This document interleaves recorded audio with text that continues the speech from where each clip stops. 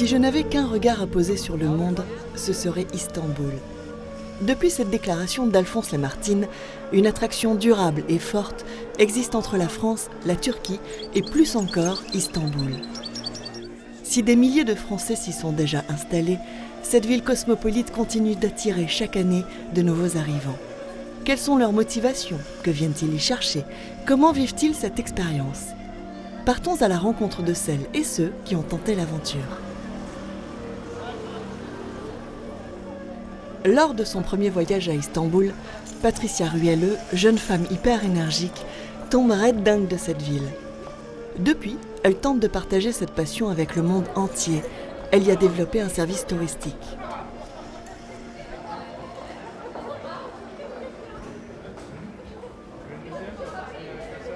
Depuis un peu plus de 2 ans, j'ai développé une activité de location d'appartements meublés. J'ai choisi ce métier pour essayer de créer des ponts entre la France et la Turquie, pour essayer de faire partager aux gens que j'accueille cette inspiration que j'ai eue en découvrant Istanbul, cet espoir, cette énergie positive. Et si à la fin de leur séjour, les locataires ont un petit peu capté de cette inspiration, j'en serais ravie et c'est bon pour le monde entier parce qu'ils vont revenir, ils vont en parler autour d'eux, ils vont parler de la Turquie, ils vont parler de ce qu'ils ont ressenti et je trouve que tout ça, ça contribue à une bonne énergie autour de soi et voilà, c'est ce que j'essaie de faire. De l'amour, de l'islam. Voilà, donc ici tu as la rue en fait qui mène à la tour de Galata et ici tu as la tour de Galata à 10 mètres en fait. Taksi. Merhaba. Biz Galata'ya gidiyoruz. Gelin. Evet. Bugün Cuma. Cuma evet. Haftanın son iş günü. Doğru. İş finish. İş finish. Herkes heyecanlıyor. Yani. Bir de okullar bugün tatil oldu. Okul. Okulu biliyorsun. Lorsque j'étais présidente d'une association qui s'appelle les Jeunes Européens, et à l'époque j'organisais différents débats sur l'entrée de la Turquie dans l'Union Européenne. Et à l'époque, je soutenais la Turquie sans connaître le pays. Je trouvais que c'était une idée rebelle et moderne. Et un jour tout de même, j'ai décidé de venir par moi-même pour réaliser mais qu'est-ce que c'est que ce pays. J'ai commencé par Istanbul. Et là, effectivement, j'ai eu ce fameux choc qui arrive encore à plein de personnes que je rencontre. J'ai levé les yeux au ciel. Je me suis dit, moi aussi, j'ai envie de vivre ici un jour.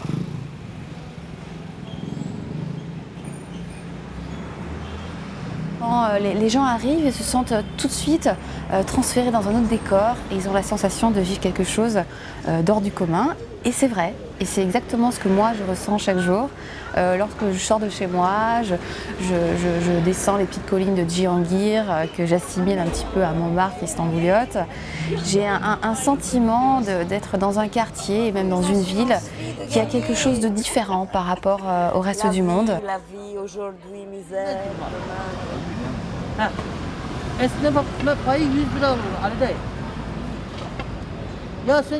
Cette sensation d'être à la fois en Occident et en Orient, d'être dans un endroit qui regorge de contrastes entre la tradition et la modernité.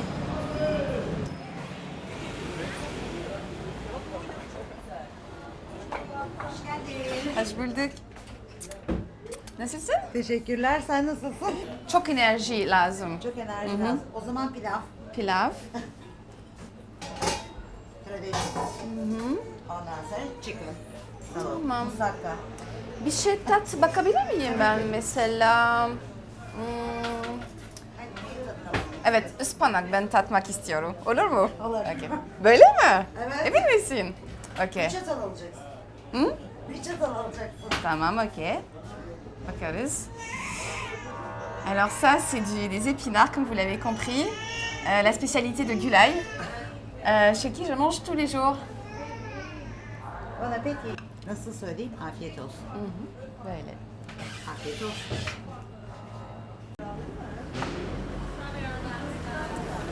Çok sağ olun Gülay. Afiyet olsun. Merci. Başka bir Yapacağız. 500 kişi birlikte bir şey yapıyoruz. C'est quand même beaucoup une vie au jour le jour. C'est quelque chose qui est moins programmé. Après, ici, je travaille en freelance, ce que je ne faisais pas en France, puisque je travaillais pour la fonction publique territoriale et d'État. C'est donc une vie qui se gagne, en fait. Chaque jour, est en soi une aventure. Et je crois que c'est aussi pour ça que je reste ici, c'est que cette aventure se renouvelle. Ne serait-ce qu'en parlant une langue étrangère, l'enjeu chaque jour, plus ou moins, c'est de se faire comprendre. Et à chaque fois, quand ça marche, c'est une sorte de satisfaction qui s'auto-renouvelle. Merhaba Rıza. Merhaba, hoş geldin. Hoş bulduk. Nasılsın? İyiyim, siz nasılsınız? Çok iyiyim, teşekkürler. Il faut savoir que Cihangir est très connu pour abriter des antiquaires de renommée. Et c'est chez eux, et spécialement chez Reza, que je me fournis pour meubler les appartements que je loue. J'essaie en fait de combiner du moderne avec un peu d'antique. Et donc, de temps en temps, je lui achète un abat-jour ici ou un vieux fauteuil. Et c'est ce qui, j'espère, donne un peu de charme aux appartements que je loue. Voilà. Quand je parle de contraste entre la tradition et la modernité, là, c'est vraiment l'exemple parfait, c'est de meubler un appartement et d'avoir la possibilité de se fournir avec des pièces qui datent des années 50, 60, même plus anciens si on souhaite.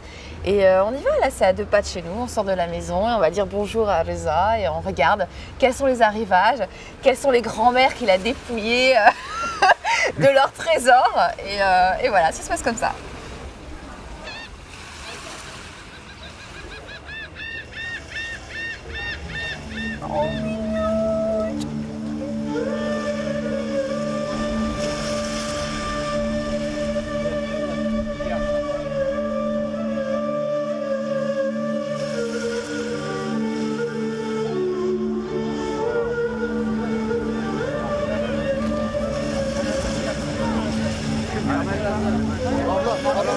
Pickle juice, dashi, shalga, Lemon juice, pickle juice.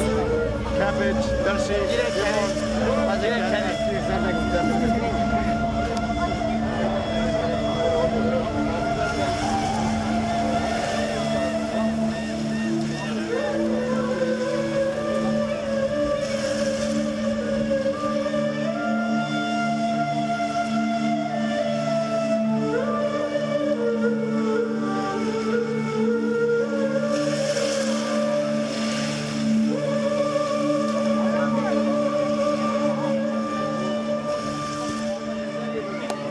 C'est un labyrinthe, vous avez un peu de tout.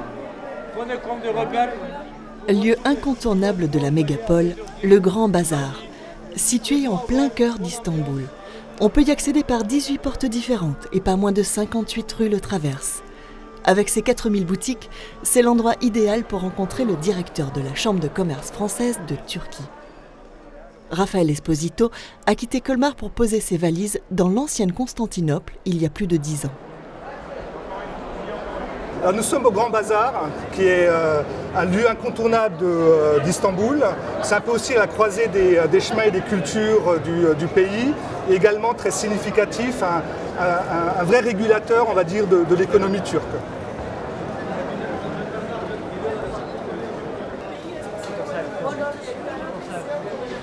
Alors, quand on arrive dans un pays comme la Turquie, il y a un temps d'adaptation, effectivement, qui est lié avant tout en fait, à des différences culturelles qui peuvent être assez fortes, et que par conséquent, on a besoin de ce temps d'adaptation qui généralement est de l'ordre d'un an, 1 an et demi.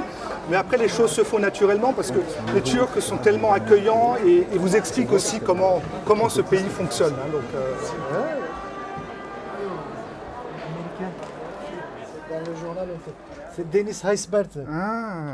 Il jouait dans le serial 24, une chose comme ça, américain. Ah oui, exactement. Mais tu sais, il vient beaucoup de gens fameux. Bah oui, parce que le Grand Bazar, ce n'est pas seulement un magasin, ça c'est un musée. Alors, on a une idée, Reza, du nombre de magasins qu'il y a dans le Grand Bazar. Même si on a une association du Grand Bazar pour gouverner le Grand Bazar, c'est pourquoi on sait qu'il y a 3600 magasins. 3600, c'est énorme. Et il travaille ici à peu près 30 000 personnes. Et chaque jour, il passe, ce ne sont pas tous des clients, mais quand même, qui passent des routes du Grand Bazar, entre 400 000, parfois ça peut monter jusqu'à 1 million de personnes. Par jour, tu veux dire? Par jour, parce que ça c'est vraiment entre comme une base. Alors tout le monde, pour passer aussi, ils utilisent le Grand Bazar. C'est pourquoi on peut dire que ça c'est le plus grand marché fermé du monde. Déjà, ça c'est pourquoi on le dit Grand Bazar.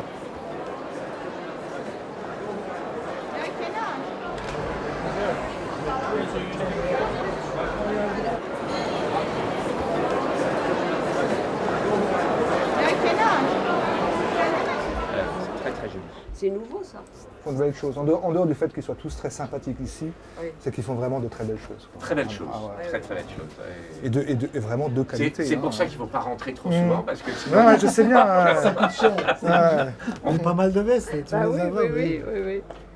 La langue française en fait est très parlée ici en Turquie et plus particulièrement à Istanbul, dans la mesure où il existe à peu près une dizaine de lycées d'enseignement francophone, hein, et on estime à peu près à 25 000 jeunes qui sortent tous les ans avec un niveau de français plutôt bon. Hein, je crois qu'on le voit quoi, de Saint-Benoît. Donc vous avez comme ça des lycées comme Saint-Benoît, Saint-Joseph, Notre-Dame-de-Sillon et le lycée Galatasaray, hein, qui est aussi un des grands lycées connus dans beaucoup de places, notamment en France. Et en plus, le français a aussi été la langue des élites turques il y a quelques générations, la bureaucratie. Pour donner un exemple assez intéressant, j'ai récemment vu le passeport de du grand-père en fait de ma compagne qui est turc, qui était colonel dans l'armée turque, et en fait son passeport était à la fois en français et en turc. Donc ça montre bien, si vous voulez, l'importance aussi de la langue française en Turquie. Et nous avons aussi l'équivalent, alors je ne les ai pas tous comptés, hein, mais l'équivalent d'à peu près 5000 mots dans la langue turque qui sont originaires du français. Pantalon, accessoires, abat-jour, des mots qui à la rigueur qu'on ne trouve que dans une langue étrangère comme celle de la Turquie, quoi. Et c'est dû à quoi ? Ça, c'est dû essentiellement au fait qu'il y a un lien très fort avec la culture française, et une des personnes qui en est certainement, je dirais, le grand responsable, je dirais, c'est Atatürk, hein, qui était lui-même donc le créateur de la Turquie, de la République de Turquie, hein, telle qu'elle a été initiée il y a maintenant presque une centaine d'années, hein, 1923.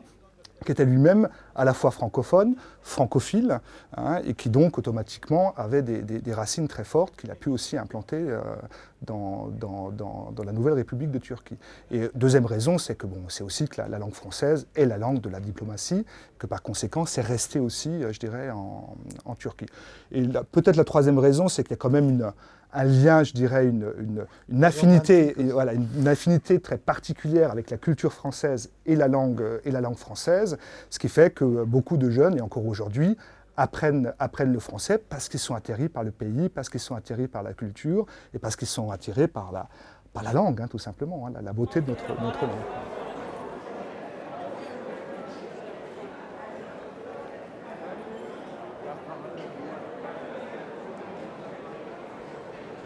Istanbul, je dirais, c'est plutôt ce subtil mélange à la fois d'un côté occidental mais également oriental, ce côté à la fois méditerranéen dans la relation humaine, mais aussi très anglo-saxon, très américain dans la conception de la réussite. En fait, je crois que le jour où on veut vraiment comprendre Istanbul, c'est lorsqu'on met vraiment l'individu au milieu de la relation. Cet individu est systématiquement différent en Turquie. Il n'y a pas une lignée comme ça, on voit véritablement le Turc, c'est ça, etc. Je crois que c'est complètement... c'est d'avoir une image erronée si on pense que la Turquie ou Istanbul, c'est ça.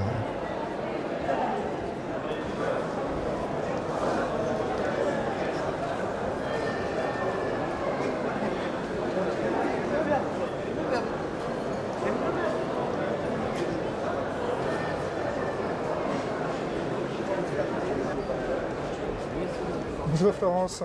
Je dirige la chambre de commerce française en Turquie, donc basée à Istanbul depuis maintenant une douzaine d'années. Alors mon rôle, en dehors d'animer la communauté d'affaires franco-turque adhérente de la chambre, c'est aussi d'accompagner les entreprises françaises à exporter, éventuellement à importer des produits de Turquie, et à les accompagner aussi à travers notre business center, des entreprises donc, qui décident de s'implanter physiquement dans le pays. Quand les sociétés viennent ici, elles se rendent compte du potentiel de la Turquie Et c'est vrai que l'image est momentanée mauvaise, politiquement, mais dans les affaires, elle... Tu sais, les entreprises, quand elles arrivent, elles mettent leur premier pied ici, il y a deux réactions qui reviennent quasiment systématiquement. La première, c'est de dire, mais je ne m'attendais pas du tout à voir ce que je vois. Et la deuxième, pourquoi je ne suis pas venu plus tôt, hein. Et malheureusement, pour certaines, elles viennent souvent un peu trop tard. Alors heureusement, il y a quand même des opportunités dans beaucoup de secteurs encore ici sur un marché qui était quand même un gros marché, hein, avec une population consommatrice, jeune, dynamique, etc. Et que lorsque la région sera peut-être un peu plus stabilisée, on pourra de nouveau certainement utiliser Istanbul et la Turquie comme un peu plateforme de réexportation, de développement sur les pays limitrophes, quoi, hein, donc.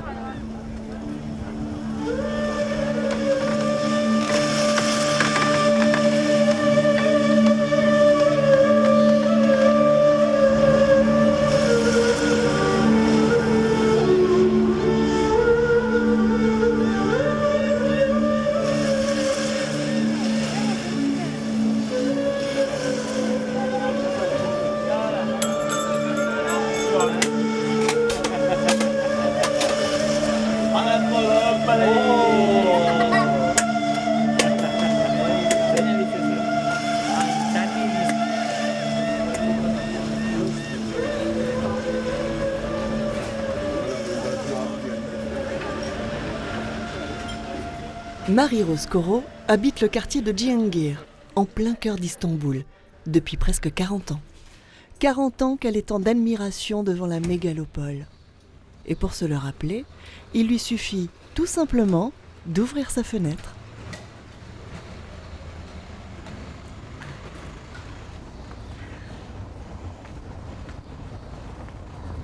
Avoir tous ces vestiges entre Sainte-Sophie qui est véritablement le symbole de la Constantinople, avoir le palais de Topkapı qui est vraiment le symbole de l'Empire ottoman, avoir la tour de Galata qui est le symbole même du commerce italien à travers la Méditerranée, et puis l'échange entre l'Est et l'Ouest de la Méditerranée, ce sont des symboles forts. Quand on voit cette ville tentaculaire qui s'agrandit, qui est maintenant parmi les 10 plus grandes villes du monde, c'est aussi assister un peu à cette mutation historique, à ce temps, à cette histoire qui s'inscrit et qui se développe. Et là, on a, sur le cours de quelques années, voire d'une petite vie, l'occasion de participer à des changements qui sont considérables. Marie-Rose est bénévole au consulat de France. Elle est élue représentante des Français de l'étranger.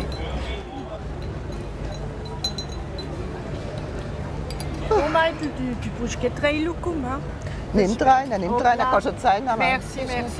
Zal ik je jetzt wieder shoppen, hein? Ja. Son entreprise, puisque tu es chef d'entreprise.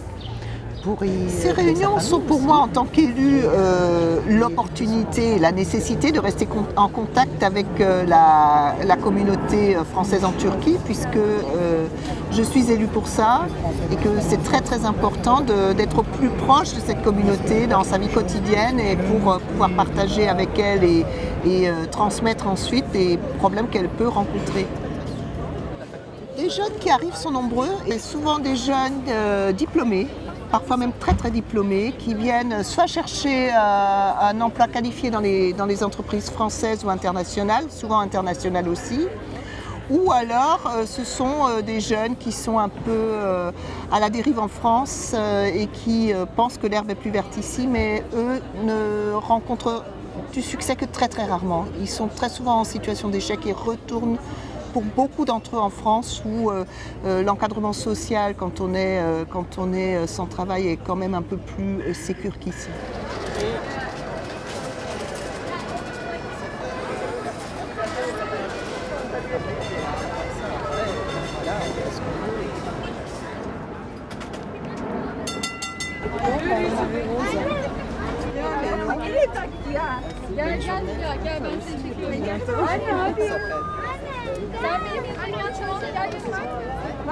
Ben bakarım 3 tanesi.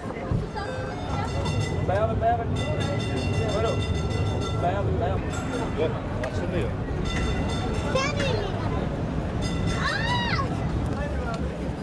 Kız açılmıyor. Şoför kapattı. Les premières années, ce qui était difficile, c'est de ne pas se laisser justement envahir sa sphère privée. Parce que la porte est toujours ouverte. Prendre rendez-vous ici, ça ne se connaît pas. Quand on voit la lumière, on frappe et on rentre. Donc parfois c'est un peu difficile de garder son petit espace personnel, privé. Mais quand les gens, une fois qu'ils ont compris et qu'ils acceptent, ça va mieux. Mais c'est pas toujours facile. Les gens sont très très curieux aussi, veulent tout savoir, jusqu'à parfois l'indécence. Des choses très personnelles, très intimes, s'étalent ici d'une manière plutôt facilement, alors que nous avons un côté plus pudique, plus réservé pour des choses personnelles. Ici, ça l'est beaucoup moins.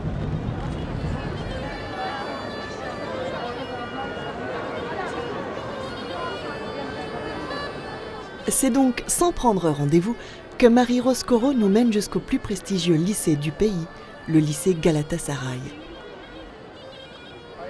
Visite guidée avec Georges Doumergue, ancien directeur de cette école publique francophone. C'est bien quand vous allez laisser rentrer, parce qu'en général, on surveille. En plus, j'ai même pas carte vous d'identité sur moi, donc Vous vous trouvez ici dans le lycée de Galatasaray, ce lycée qui est très, très connu, en plein centre d'Istanbul, sur un espace de 3 hectares. C'est un lycée turc où on enseigne en français et qui a une longue histoire de coopération avec la France depuis 1868. Voilà. Et il a été conçu sur l'exemple des grands lycées parisiens par le ministre de l'Instruction publique d'alors, Victor Duruy. Bien entendu, comme tous les établissements, il a évolué pour le contenu des programmes, mais c'est encore un lycée de grand prestige. Et à chaque fois, je suis absolument ébloui par cet établissement et par ce qu'il représente, n'est-ce pas, en Turquie et pour la francophonie. Une longue tradition de relations entre nos deux pays, hein, et l'amour que certains Turcs portent à la culture française. Il suffit de voir combien les familles souhaitent que leurs enfants y pénètrent, ils fassent leurs études pour comprendre combien ça représente pour les Turcs Galatasaray. Nous nous trouvons ici dans la salle Tevfik Fikret, la grande salle d'Apparat. Tevfik Fikret est le personnage que vous voyez là, qui a été un prosateur extrêmement et un poète très très connu des années 1905 environ, et il a été directeur du lycée dans les années 1905. Cette salle que vous voyez, qui est une salle d'Apparat, donc, sert pour les grandes réunions de Galatasaray, et en particulier pour 2 événements importants. La réunion des diplômés d'il y a 50 ans, chaque année donc au mois de décembre, pour célébrer la première visite d'Atatürk au lycée en décembre 1930, et ensuite pour les réunions de tous les organismes de Galatasaray, et en particulier du club sportif. À ce propos, je voudrais dire que le club sportif est né à l'intérieur de Galatasaray. 2 élèves qui jouaient au foot l'ont fondé en 1905. Ils jouaient donc contre une équipe anglaise qui se trouvait de l'autre côté. Et donc le club de Galatasaray, le club de foot en particulier, que tout le monde connaît, a conservé un lien organique et très fort avec les institutions de Galatasaray. Au-dessus de la scène règne bien sûr un grand portrait d'Atatürk qui est dans le cœur de tous les Galatasarayeux. C'est vraiment un homme extraordinaire qui a sa place ici dans notre cœur à tous. Il a visité 3 fois, il a rendu visite 3 fois au lycée et nous en sommes très fiers.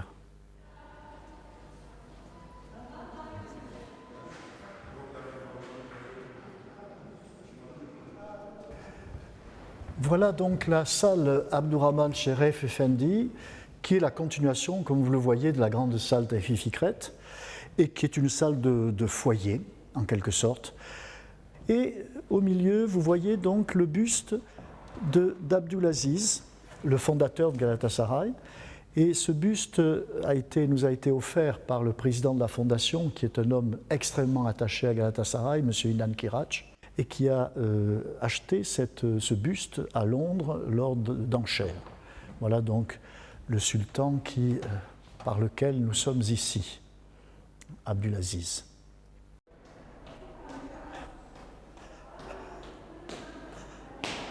Pénétrons actuellement dans la partie la plus ancienne de la bibliothèque, une très belle ancienne bibliothèque. Vous remarquerez bien sûr les boiseries. Hein. La bibliothèque date donc de la réfection du lycée dans les années 1905. Yaşar Bey, siz mi bu bölüme bakıyorsunuz, değil mi? Tabii. Çok önemli çünkü burada önemli kitaplar var içinde. Oui. Voilà, donc dans ce placard sont conservés les livres les plus précieux, des livres, d'anciens livres, et également des livres signés par Atatürk. Et là-haut, ce sont tous les numéros de l'illustration de l'époque, n'est-ce pas, avec de très belles photographies, et surtout des documents. Ces livres sont sacrés au sens où Boileau dit qu'ils sont sacrés parce qu'on n'y met pas les mains. Enfin, on les regarde quand même, n'est-ce pas? Ce sont les chercheurs qui viennent ici. Naturellement, cette partie est interdite aux élèves.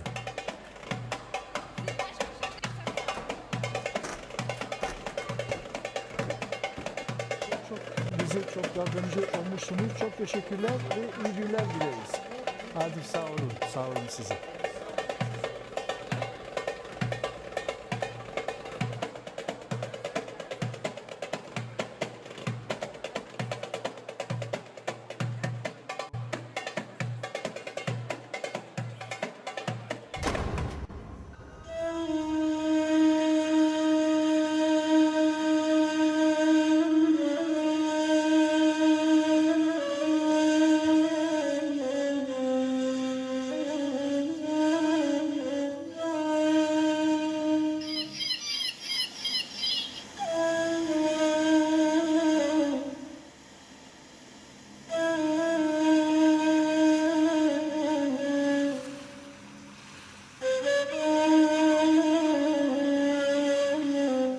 De nombreux lycées francophones, près de 5000 mots français dans la langue turque, des milliers de résidents français.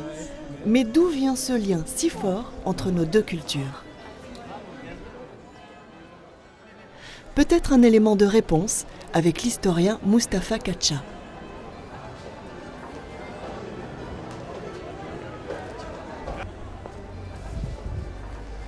Venez et je vais vous montrer quelque chose.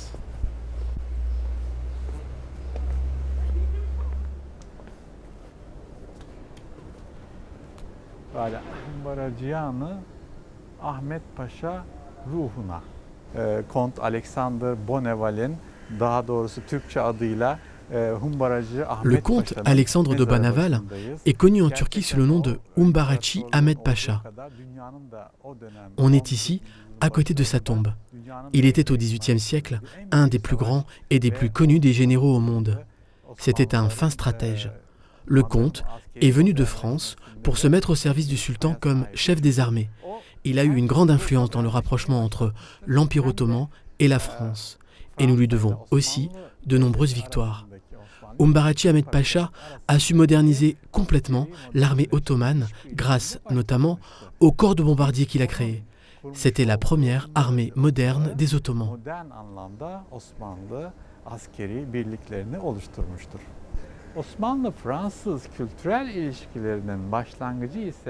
Entre l'Empire ottoman et la France, ce fut également le début des relations culturelles.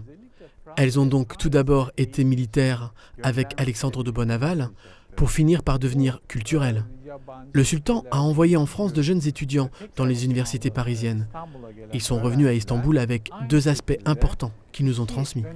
La culture française, la langue française, ainsi que le rationalisme et le positivisme.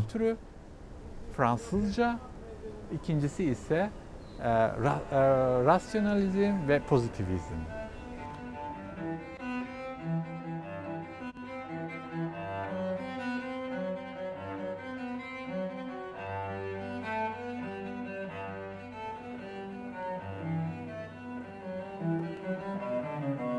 La ville se souvient parfois qu'elle fut la Byzance des Grecs, la Constantinople de l'Empire romain d'Orient et la capitale des sultans ottomans. Istanbul, un théâtre de l'histoire, une ville cosmopolite à la croisée des chemins entre l'Orient et l'Occident. Plus de 14 millions d'habitants, dont Ayşe Yılmaz, qui passe son temps entre Istanbul et Strasbourg.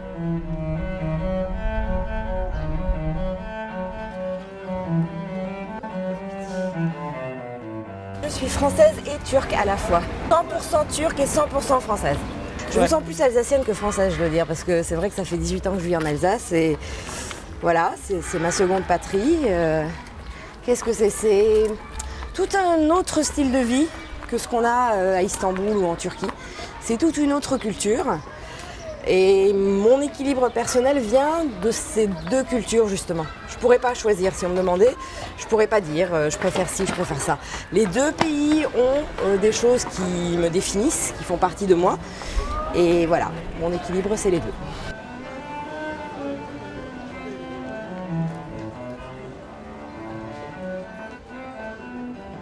Alors, je vous ai donné rendez-vous à Saint-Sauveur-en-Cora, qui est une ancienne église orthodoxe devenue mosquée, devenue actuellement aujourd'hui musée, parce que c'est mon lieu préféré dans Istanbul. J'adore faire découvrir cet endroit à mes amis, que ce soit des Français ou même des Stambouliotes, parce qu'il y a beaucoup de gens qui ne connaissent pas ce lieu, ce qui est bien dommage. Alors il s'agit d'un édifice qui a été construit au XIe siècle, mais tout ce qui est fresques et mosaïques sont du XIIIe.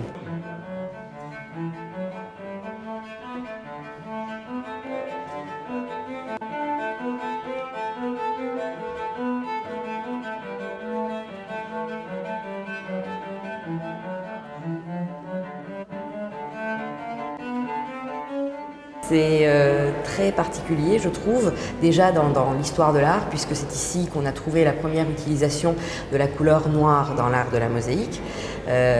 Apparemment, avant, ça ne s'utilisait pas, et les plus anciennes mosaïques noires de l'histoire sont ici, en tout cas pour l'instant.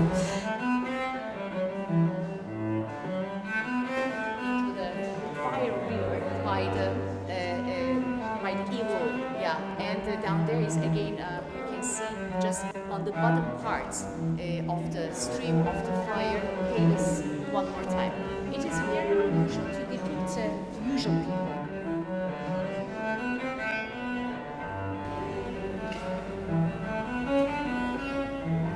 Ce qui a permis de conserver toutes ces fresques et ces mosaïques, ça a été le fait que les Ottomans n'ont pas cherché à les abîmer, à les détériorer, mais surtout à les protéger quelque part. Peut-être involontairement, mais ils ont recouvert les fresques et les mosaïques de plaques de marbre et avec une couche de chaux entre plaques de marbre qui sont magnifiques par ailleurs et qui valent le détour. C'est grâce à ça, c'est grâce au fait que les Ottomans ne voulaient pas casser tout ça, que tout ça est resté, ces fresques, ce temple qui est devenu musée aujourd'hui. Et ça appartient à Istanbul, ça fait partie d'Istanbul et ce n'est pas juste, voilà, juste un musée. Ça a été église, mosquée, aujourd'hui musée. Ça définit un peu cette ville hein, qui est un mélange de tout ça, qui est un mélange de l'Empire byzantin, de l'Empire ottoman, de cette nouvelle mégapole, ville qui grouille et qui n'arrête pas de se transformer et de grandir. Voilà, je trouve que ce lieu raconte bien tout ça, l'histoire de la ville et l'histoire de ce que c'était avant.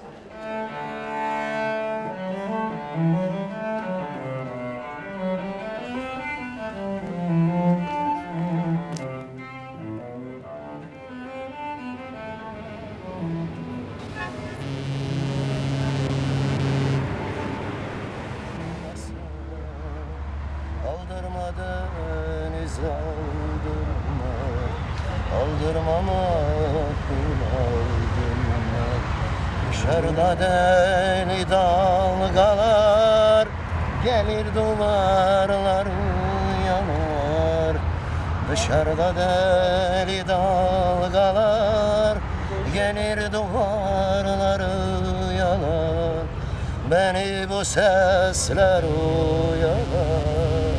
Aldırma deniz aldırma, aldırma çayana. Yanır aldırma.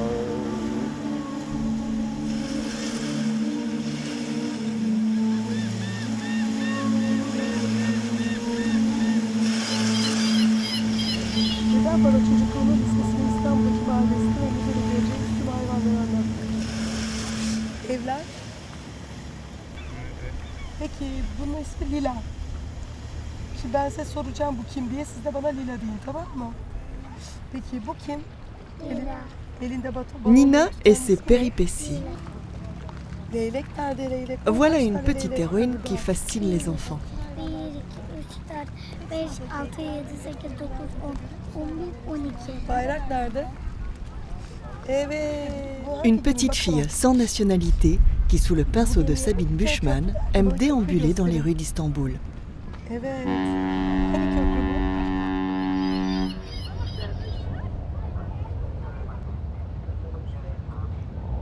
J'ai commencé par des aquarelles et puis j'ai découvert la miniature turque. Donc la miniature ottomane en fait, pour dire le mot, c'est un art qui est fait à la gouache, au pinceau, et qui se rapproche de la peinture naïve, mais qui n'existe pas en Europe. On pourrait la comparer à l'enluminure. Donc j'ai voulu me lancer tout de suite dans ça parce que justement c'était différent, c'était comme ce que je vivais. Bon, Nina, c'est une petite fille, c'est l'héroïne de mes livres pour enfants. Dans les livres, elle a 8 ans. On sait qu'elle est... On ne sait pas vraiment si elle est française ou si elle est turque ou si elle est franco-turque. Mais on sait que c'est une enfant qui vit ici.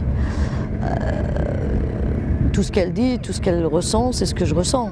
Donc forcément, c'est moi.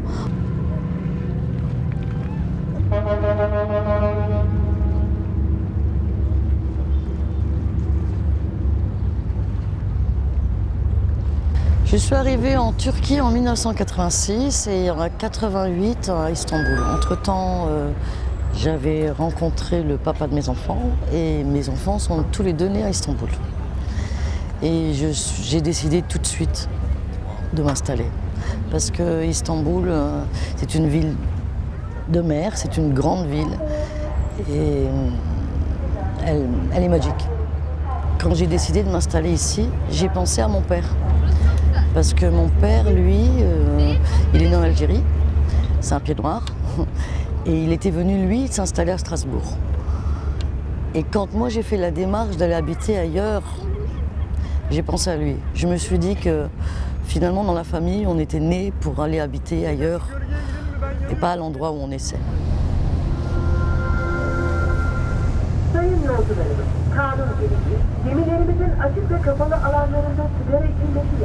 Là, on est exactement à l'endroit que je préfère d'Istanbul, c'est-à-dire en plein milieu de la mer, dans le Bosphore, entre deux continents. L'attrait le plus fort de la ville, à mon avis, c'est cette mer, ce bras qui fend la mer, la tour de Léandre, les bateaux qui passent sans arrêt. Ici, la vieille ville, là, à Kadıköy, on est dans le cœur de la ville. Donc souvent, quand on me demande, il y a des choses à voir de l'autre côté, en Asie, je dis même s'il n'y a rien à voir, il faut traverser, il faut vivre ça. Je regrette maintenant, j'habite en Europe et je travaille en Europe.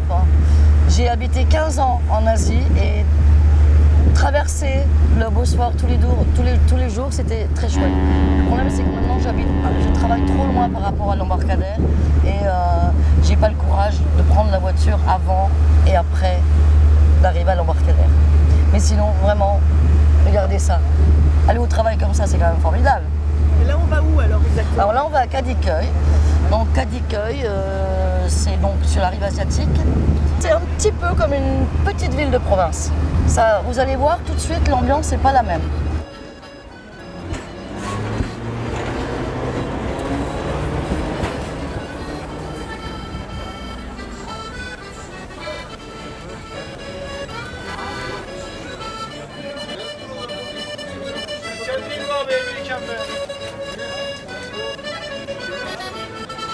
que j'aime beaucoup ici, c'est qu'on sent un côté un petit peu, on va dire, provincial. Hein, moins stressant que Europe, moins stressant, plus tranquille. Si vous regardez un petit peu dans la rue la façon dont on se comporte les gens, on a toujours l'impression qu'à Kadıköy on est en vacances. Burada bir kapağı var. Burada balıklar var. Bu balık figürü de çok güzel. Çok hoşuma gidiyor. Gerçekten. J'enseigne le français aux enfants, mais à travers l'art. On appelle ça art en français. Alors pour expliquer, c'est simple. Un cours traditionnel qui va parler des meubles de la maison. On va avoir une fiche, une photocopie avec les meubles, des mots, c'est pas très marrant. Moi, au lieu de faire ça, je fais faire dessiner la chambre de Van Gogh aux enfants. Et quand on la dessine, on dit il y a un lit, il y a une armoire, il y a une chaise. Et du coup, l'enfant, en fait, il dessine en parlant français. Donc du coup, il apprend le français sans se rendre compte qu'il est en train de parler français. Donc par exemple, le vocabulaire de la mer, on utilise Matisse. C'est un programme que j'ai fait, mais c'est pour que l'apprentissage soit plus ludique. Et puis l'art, de toute façon, c'est toujours plus ludique. Merci.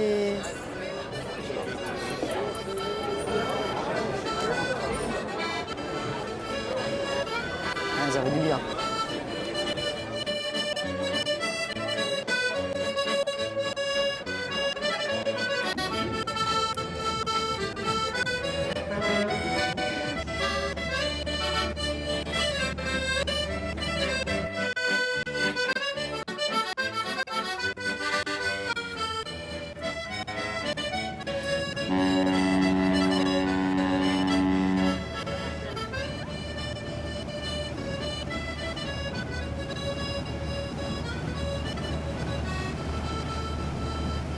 Si Sabine Bushman se sent parfaitement chez elle à Istanbul, il arrive qu'on puisse se sentir étranger à son propre pays. C'est ce qu'a ressenti l'écrivain Yegit Bener lors de son retour au pays après des années d'éloignement. J'ai passé 10 ans en exil après le coup d'État de 1980, donc j'ai dû passer 8 ans en Belgique et 2 ans en France. Je suis rentré en 1990 et quand j'avais 22 ans quand je suis parti, j'en avais 32 quand je suis retourné. Et c'est vrai que quand on passe autant de temps à l'étranger, on finit par devenir un peu étranger aussi à son pays d'origine. Donc le pays avait beaucoup changé, j'ai constaté que moi-même j'avais changé, je n'avais plus tout à fait la même optique que quand j'étais parti. Et donc ça a été un peu, oui, une espèce d'immigration et une longue lutte d'adaptation, d'intégration. Maintenant, je pense que je suis assez bien intégré, j'ai retrouvé une place sociale, mais je reste quand même assez décalé. Alors nous allons vers Heybeliada, qui est la 3e île de l'archipel des Princes, les Principaux, les îles des Princes. Alors c'est un ensemble de 4 grandes îles, et il y a 2-3 petites îles derrière aussi, qui ont une particularité. À l'époque de Byzance, c'était le lieu de déportation des princes héritiers byzantins qui n'étaient pas tout à fait droits dans la ligne. C'était un lieu d'exil. Et rentrer là, dans cette île où les princes byzantins étaient exilés, eh bien, c'est une façon pour moi aussi de m'exiler, même à Istanbul, mais en étant chez moi. C'est un peu compliqué, mais c'est ça.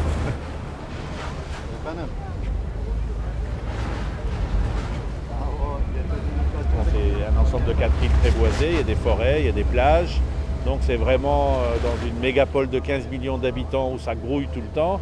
C'est un havre de paix, de tranquillité et disons qu'une fois qu'on met les pieds sur l'île, le temps commence à couler autrement. On se sent ailleurs. Il y a beaucoup moins de constructions bétonnées, il n'y a pas de voiture. Donc c'est très calme, on circule qu'en calèche ou à pied ou en vélo.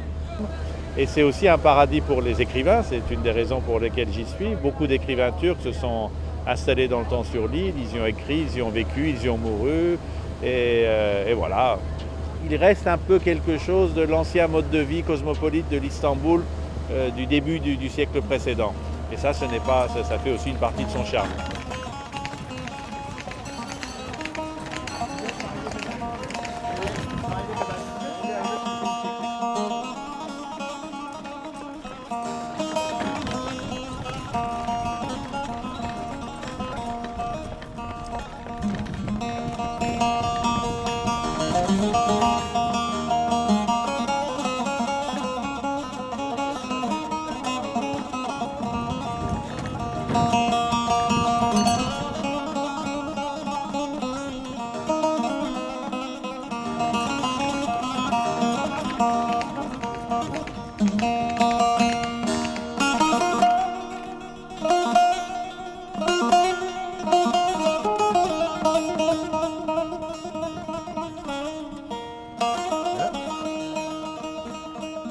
Ça, c'est votre livre, c'est Le Revenant. Tout à fait. Le Revenant, c'est qui? C'est quoi?